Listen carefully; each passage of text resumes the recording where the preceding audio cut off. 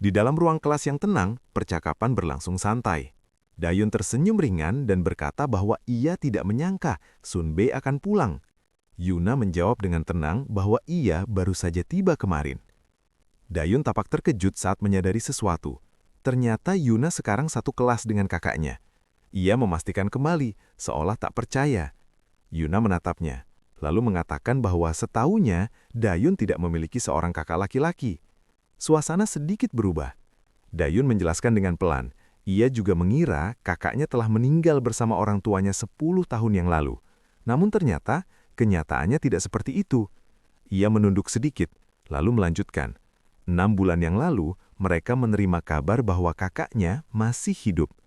Ekspresinya tampak lembut, namun ada emosi yang sulit dijelaskan di balik senyumnya. Adegan berpindah. Sebuah ponsel bergetar di dalam genggaman seseorang. Di rumah, kakek berdiri sambil menatap layar ponselnya. Di belakangnya, Dayun baru saja masuk ke dalam rumah. Kakek menoleh sedikit. Wajahnya terlihat serius. Dayun memanggilnya dengan bingung, menanyakan apa yang terjadi. Kakek terdiam sejenak, lalu menyebut namanya dengan suara pelan. Dayun? Suasana menjadi hening. Di rumah, suasana berubah menjadi emosional. Kakek menggenggam ponsel dengan tangan bergetar. Air mata mengalir di wajahnya saat ia menyampaikan kabar yang sulit dipercaya. Ijin masih hidup. Dayun terdiam, matanya membesar. Ia tidak bisa langsung memproses apa yang baru saja ia dengar. Kembali ke ruang kelas, percakapan antara Dayun dan Yuna berlanjut. Yuna mempertanyakan sesuatu yang mengganjal. Jika memang benar kakaknya masih hidup, mengapa selama ini tidak pernah menghubungi mereka? Dayun menjawab dengan tenang. Ia menjelaskan bahwa setelah insiden itu, kakaknya kehilangan ingatan. Dan ingatan itu baru kembali belum lama ini. Karena itulah, ia akhirnya bisa menghubungi mereka kembali. Yuna terdiam sejenak, mencoba mencerna penjelasan tersebut. Ia mengulang dengan nada berpikir. Kehilangan ingatan, lalu baru mengingat kembali. Dayun mengangguk pelan, lalu tersenyum lembut. Ia mengatakan bahwa kakaknya kini mulai mengingat dirinya dan kakek mereka, meski perlahan. Mendengar itu, ekspresi Yuna melunak. Ia tersenyum tipis dan mengatakan bahwa kakek pasti sangat senang. Dayun langsung mengiyakan. Ia menceritakan bahwa kakek mereka benar-benar bahagia, bahkan sampai menangis karena kabar itu. Ia juga menambahkan bahwa kakek sampai mengambil cuti kerja demi mengikuti kelas memasak. Yuna tampak sedikit terkejut. Dayun lalu menjelaskan dengan polos bahwa kakek berpikir kakaknya mungkin sudah lama tinggal di luar negeri dan tidak terbiasa dengan masakan Korea, sehingga ingin meningkatkan kemampuan memasaknya. Yuna hanya bisa tersenyum kecil, mengomentari bahwa kakek mereka benar-benar orang yang baik. Dayun menjawab dengan ceria, mengiyakan sambil tersenyum lebar. Suasana terasa hangat, namun di balik itu masih tersimpan sesuatu yang belum sepenuhnya terungkap. Yuna menatap Dayun dari samping. Ekspresinya berubah menjadi lebih serius. Dengan hati-hati, ia mengajukan pertanyaan.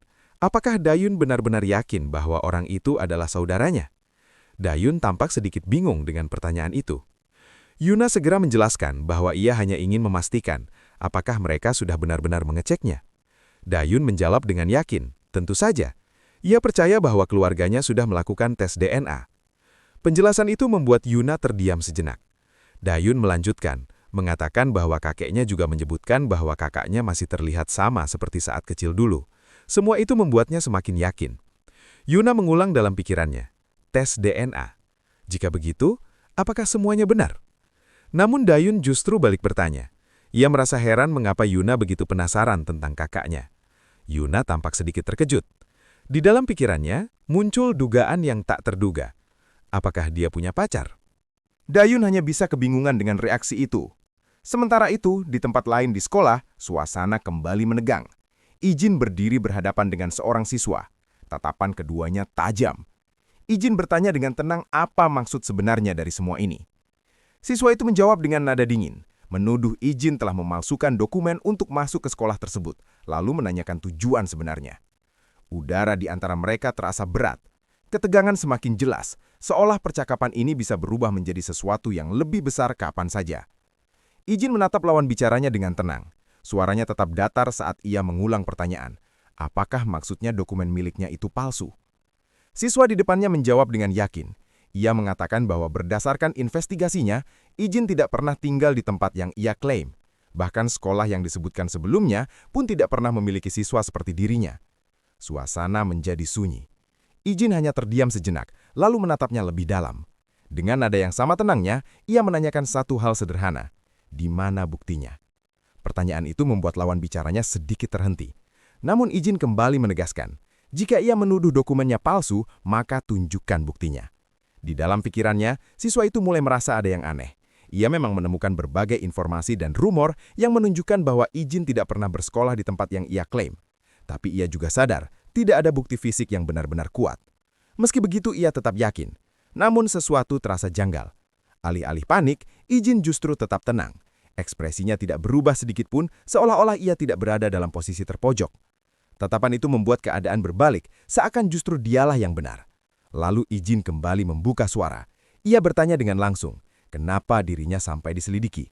Jawaban yang datang singkat namun jelas, karena menurutnya Ijin terlalu mencurigakan untuk tidak diselidiki. Ketegangan di antara mereka semakin dalam. Dengan suara tenang, Ijin akhirnya menjawab. Tujuannya sederhana, ia hanya ingin kembali pulang. Lawan bicaranya tampak tidak mengerti. Ijin menegaskan kembali. Pertanyaan tentang tujuannya sudah ia jawab barusan. Tidak ada maksud lain di balik kehadirannya. Setelah itu, ia berbalik dan berjalan pergi, meninggalkan percakapan yang belum sepenuhnya selesai. Siswa itu hanya bisa menatap punggungnya. Namun dalam pikirannya, ia sudah mengambil keputusan. Jika memang ada bukti, maka ia akan menemukannya.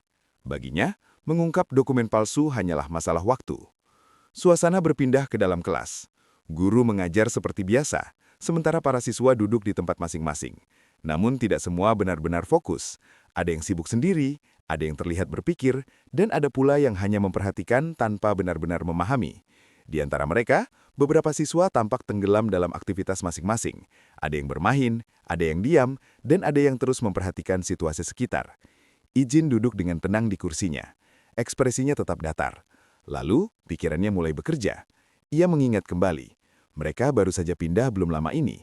Namun hanya dalam waktu 1 hari, informasi sebanyak itu sudah berhasil dikumpulkan. Sebuah pertanyaan muncul di benaknya. Bagaimana mungkin seseorang bisa menemukan semua itu hanya dalam waktu sesingkat itu? Sesuatu terasa tidak beres. Ijin terdiam, matanya menyipit seolah sedang memikirkan sesuatu. Di kelas, suasana kembali ramai. Beberapa siswa berkumpul, mengajak bermain game untuk menaikkan peringkat.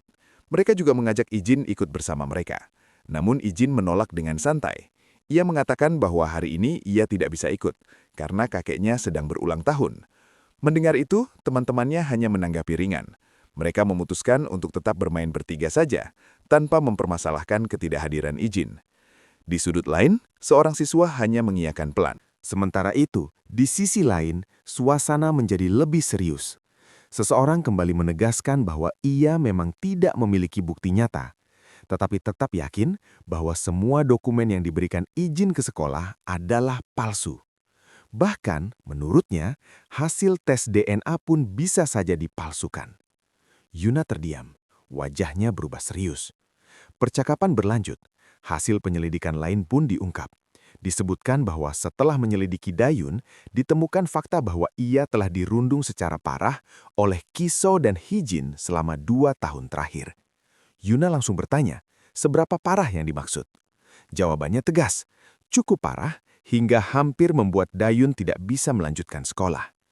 Meskipun hal itu tidak sampai menjadi skandal publik, tingkat perundungan yang ia alami sangat serius. Mendengar itu, ekspresi Yuna berubah drastis. Ia mengepalkan tangannya, menahan emosi. Dengan nada tegas, ia menyimpulkan satu hal. Mereka sudah keterlaluan. Suasana kembali berubah, kali ini dipenuhi kemarahan yang tertahan. Yuna menyimpulkan sesuatu. Ia percaya bahwa alasan Ijin mulai bergerak adalah karena apa yang terjadi pada Dayun. Kiso dan kelompoknya telah dihajar habis-habisan oleh Ijin, bahkan sampai 2 kali. Di matanya, cerita itu terdengar seperti dongeng. Seseorang yang dianggap telah mati selama 10 tahun, tiba-tiba kembali, lalu langsung membersihkan semua masalah adiknya. Di sisi lain, siswa yang tadi menyelidiki juga mulai menyadari kejanggalan. Setelah mendengar cerita Sukcu, ia merasa ada banyak hal yang tidak masuk akal.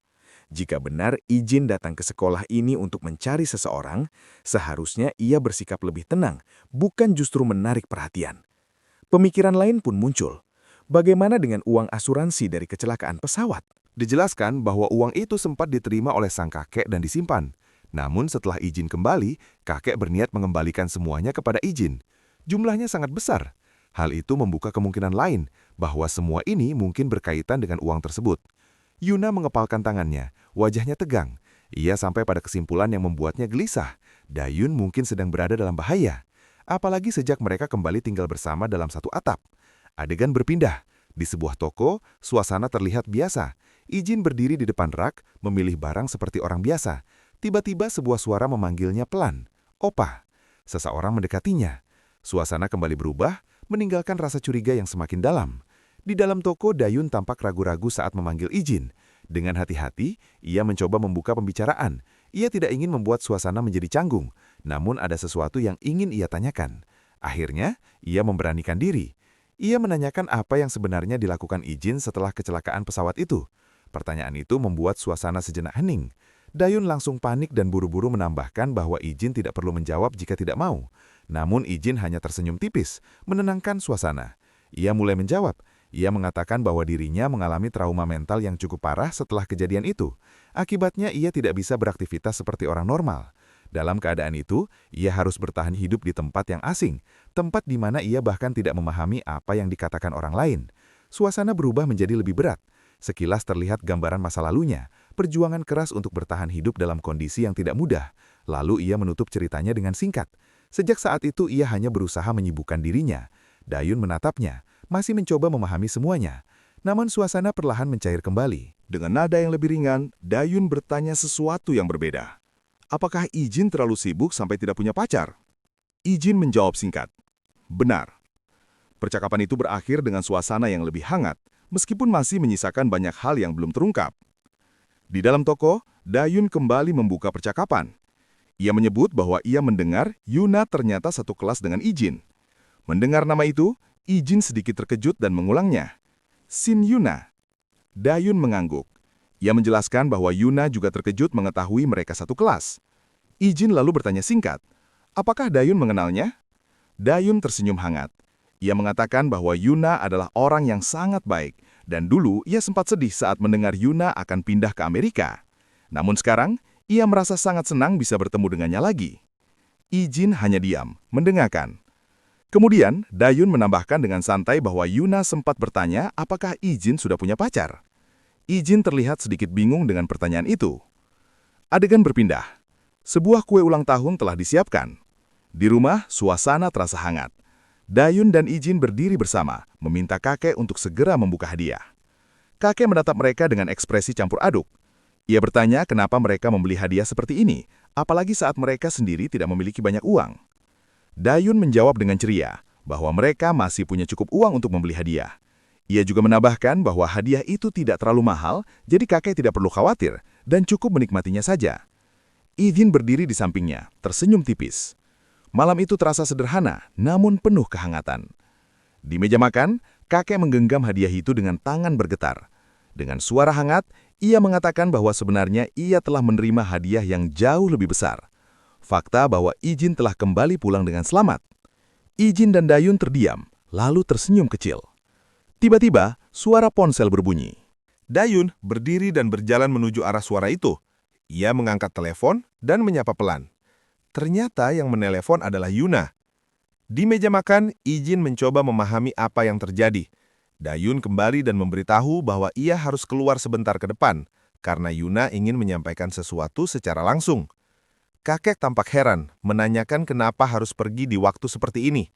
Namun Dayun hanya tersenyum ringan dan tetap bersiap pergi. Ia menambahkan bahwa Yuna, Sunda yang selalu baik itu, ternyata sudah pulang dan ingin bertemu. Suasana kembali berubah. Sesuatu akan segera terjadi. Malam mulai turun. Di dalam kamar, Ijin duduk di depan komputernya, menatap layar dengan serius. Di sana muncul informasi tentang sebuah perusahaan besar yang bergerak di industri pertahanan global, SW Group. Tatapannya berubah tajam. Dalam pikirannya muncul pertanyaan yang mengganggu. Kenapa mereka menyelidiki dirinya? Mereka terlalu waspada hanya karena dia siswa pindahan. Dan suara Sukjo kembali terngiang di kepalanya. Apa tujuanmu datang ke sekolah ini? Tiba-tiba suara memanggilnya. Ijin. Ia menoleh. Kakeknya berdiri di depan pintu. Izin keluar dari kamar. Kakek mengatakan bahwa ingin keluar sebentar. Izin langsung menebak. Oh, karena Dayun. Namun kakek menjawab singkat. Bukan hanya itu. Kakek tersenyum santai berkata bahwa ia juga sesekali perlu berolahraga. Izin hanya membalas dengan senyum tipis. Ia lalu berkata dengan tenang, "Kakek tinggal saja di rumah, biar aku yang jemput Dayun." Namun kakek langsung menolak, sedikit gugup. Tidak, kakek bisa pergi sendiri. Suasana terasa halus, tapi ada sesuatu yang tersembunyi di balik percakapan sederhana itu. Seolah masing-masing menyimpan sesuatu yang tidak diucapkan. Di depan pintu rumah, Izin dan kakeknya masih berbincang sebentar. Izin mengingatkan bahwa kakek harus bekerja pagi-pagi sekali besok. Sementara Izin mengatakan ingin membeli sesuatu di toko, sekalian saja bersama Dayun. Kakek sempat bertanya apakah Izin butuh uang jajan. Namun Izin menolak dengan tenang. Ia masih punya uang. Sebelum pergi, kakek menatapnya dengan lembut. Hati-hati di luar sana. Izin hanya tersenyum tipis. Baiklah.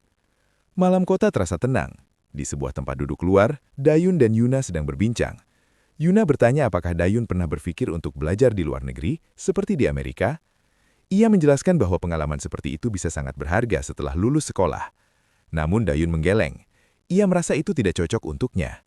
Yuna penasaran, menanyakan alasannya. Dengan suara pelan, Dayun menjelaskan. Biayanya mahal dan harus pergi selama bertahun-tahun. Dan selama itu, ia harus meninggalkan kakeknya sendirian. Yuna terdiam. Dayun menunduk sedikit, lalu melanjutkan dengan jujur. Ia tidak ingin meninggalkan kakeknya. Terlebih lagi, belakangan ini kesehatan kakeknya semakin memburuk. Suasana menjadi hening. Di bawah langit malam, Dayun tersenyum lembut. Ia mengatakan bahwa semuanya terasa lebih baik sekarang, sejak opanya kembali. Kekhawatirannya perlahan berkurang, karena sekarang ia tidak sendirian lagi. Yuna hanya terdiam. Tatapannya berubah, tidak lagi sekadar ramah, melainkan penuh pertimbangan. Di dalam hatinya, muncul satu pertanyaan. Apa yang harus dia lakukan sekarang? Sementara itu, Sukjo mengungkapkan hasil penemuannya. Tidak ada catatan sekolah atas nama Yu Ijin. Tidak pernah ada siswa dengan identitas itu. Bahkan saat ia mengirim foto Ijin ke berbagai sekolah, jawaban mereka tetap sama. Ijin tidak pernah ada di sana. Dan bukan hanya itu, alamat yang digunakan Ijin juga tidak pernah benar-benar dihuni olehnya. Semua mengarah pada satu kesimpulan. Identitas Ijin palsu. Yuna berdiri. Dengan tegas ia berkata, "Ayo pergi." Pria itu bertanya, "Kemana?" Jawabannya sederhana, mereka harus memberitahu Dayun. Namun pria itu menghentikannya. Ia menjelaskan bahwa bukti yang mereka temukan hanya menunjukkan dokumen izin palsu, bukan bukti bahwa Ijin bukan kakak Dayun. Dan alasan ia menyelidiki ini adalah untuk melindungi Yuna, bukan Dayun. Yuna menatapnya tajam. Suaranya berubah serius. Seseorang yang hilang selama 10 tahun kembali dengan identitas palsu dan sekarang tinggal bersama Dayun. Lalu dia diminta diam. Baginya ini bukan lagi sekedar kecurigaan. Ini adalah bahaya. Dan jika ada yang dalam bahaya, itu bukan dirinya. Yuna menatap lurus dengan penuh ketegasan. Ia merasa bahwa apapun yang sudah mereka temukan tetap harus diberitahukan kepada Dayun. Baginya, Dayun berhak tahu kebenaran. Namun di sisi lain, Dayun hanya tersenyum hangat tanpa sedikit pun rasa curiga. Ia merasa nyaman. Ia merasa tenang. Bahkan, ia berkata bahwa sudah lama sejak terakhir kali ia bisa berbicara santai seperti ini dengan seseorang. Yuna terdiam. Di benaknya, ia mengingat sesuatu yang penting. Dayun adalah seseorang yang telah melewati perundungan yang sangat berat. Sementara itu, di jalanan malam yang sepi, Ijin berjalan sendirian. Langkahnya tenang, namun tatapannya tajam. Di kejauhan, seseorang telah menunggunya. Sukjo. Mereka akhirnya berhadapan. Tanpa basa-basi, pria itu langsung bertanya, "Kenapa kau tidak menunggu di sini?"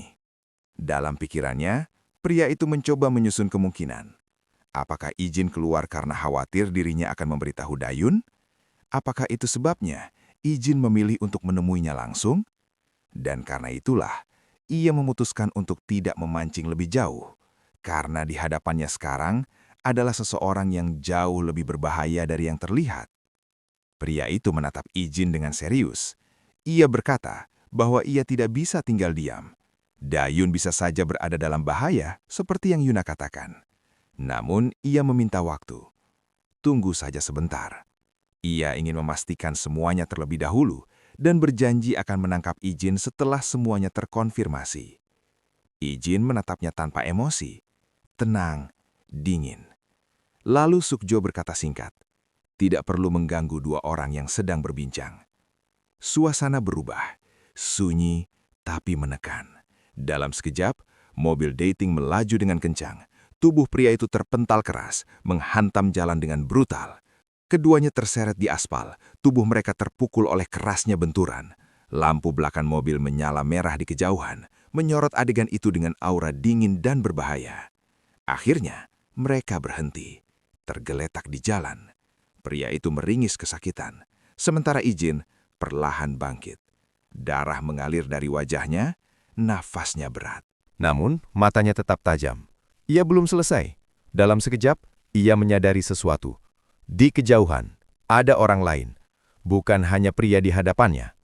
Sementara itu, di sisi lain, Dayun tiba-tiba ditangkap dari belakang. Seseorang menutup mulutnya dengan paksa. Ia tak bisa berteriak. Kembali ke jalanan, Ijun langsung bangkit. Tanpa ragu, tanpa pikir panjang, ia berlari. Lampu mobil menyilaukan jalan. Suasana berubah menjadi tegang. Ijin dan Sukjo ikut berlari di belakangnya. Mereka semua sadar, ini bukan sekadar perkelahian biasa lagi. Ijin menoleh, matanya membesar. Sukjo juga menyadari hal yang sama. Dalam satu momen, mereka saling berhadapan lagi. Dengan luka di wajah, dengan napas berat, namun tekad yang tidak goyah. Ijin mencengkeram Sukjo dengan kuat. Tatapannya dingin, penuh tekanan. Lalu Sukjo bertanya, siapa mereka? Ijin terkejut. Apa? Kini semuanya mulai jelas. Ada pihak lain yang bergerak di balik layar. Dan situasi ini jauh lebih berbahaya dari yang mereka kira. Dengan wajah penuh luka, Sukjo berkata jujur. Ia juga ingin tahu siapa sebenarnya orang-orang itu. Dan yang pasti, mereka tidak ada hubungannya dengan dirinya. Ijin terdiam. Tatapannya ketap tajam, mencoba membaca kebohongan, namun tidak menemukan celah. Tanpa banyak bicara, mereka mulai bergerak. Situasi berubah dari saling curiga menjadi sesuatu yang lebih mendesak. Sukjo segera mengangkat telepon. Dengan cepat ia melapor. Yuna telah diculik. Ia memerintahkan untuk segera menghubungi polisi, melacak rute melalui CCTV meskipun plat nomor ditutup dan pelaku menggunakan minivan hitam. Namun, sebelum semuanya berlanjut, ia menghentikan Ijin. Tunggu. Dengan napas berat, ia menatapnya serius. Ia bertanya langsung, apakah Ijin terlibat dalam penculikan ini? Ijin menjawab singkat, ia tidak punya waktu untuk urusan seperti itu. Sukjo melanjutkan, agen dari SW sudah bergerak, dan mereka akan menemukan Yuna. Namun Ijin harus tetap bersamanya, sampai identitas aslinya terungkap. Ijin menoleh. Dengan suara rendah, penuh tekanan. Kau dan timmu cari Yuna. Lalu ia menambahkan, aku akan menemukan adikku. Sebuah keputusan, tanpa kompromi. Pria itu menatapnya tajam. Jika Sukjo mau, ia boleh ikut. Namun dalam hatinya, ia sadar, orang ini benar-benar tidak menyukainya. Dan kini, tujuan mereka sama, menemukan Yuna, namun dengan cara yang berbeda. Di bawah lampu kota yang redup, Ijin berjalan menjauh. Sukjo masih berdiri di belakangnya, tubuh penuh luka, namun matanya tetap mengawasi. Tiba-tiba, Ijin berhenti sejenak dan menoleh. Apakah kau bawa mobil? Scene berpindah. Di sebuah tempat hiburan malam, lampu warna-warni menyala redup. Botol-botol minuman tersusun di meja, asap rokok memenuhi udara. Cha Dushik duduk santai di sofa, merokok dengan ekspresi bosan. Ia menghela napas panjang. Mulai sekarang pasti akan merepotkan. Seseorang memanggilnya. Bos! Ia membuka mata sedikit, tidak terlalu tertarik. Bocah itu datang. Hening. Lalu ia bertanya pelan. Apa katamu? Pintu terbuka.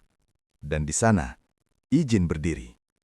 Dengan wajah penuh luka, tatapan dingin, dan aura yang berbeda. Ia tidak datang untuk berbicara. Ia datang untuk menyelesaikan sesuatu.